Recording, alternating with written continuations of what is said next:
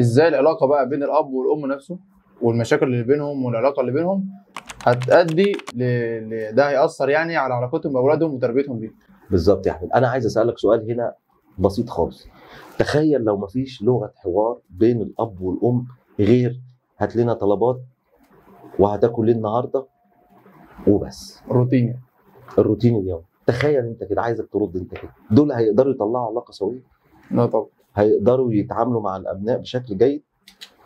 معنى ذلك ان العلاقه اللي بين الاب والام لازم تبقى جيده الى حد كبير جدا، ولازم يبقى في بينهم لغه تفاهم ولغه حوار، ويبقى عارفين ان ابنائهم هم المشروع بتاعهم، بيستثمروا في ابنائهم ازاي يطلعوا شخصيه سويه مفيده للمجتمع، مفيده لنفسها، بتقدر تتعامل مع العلاقات اللي بره، علاقاتها في العمل، علاقاتها في الدراسه، علاقاتها بعد كده لما الشخص ده يخطب ويتجوز ويفتح بيت. انت اللي بتزرع النبته دي، فلازم هم تبقى نبتتهم هم صحيح.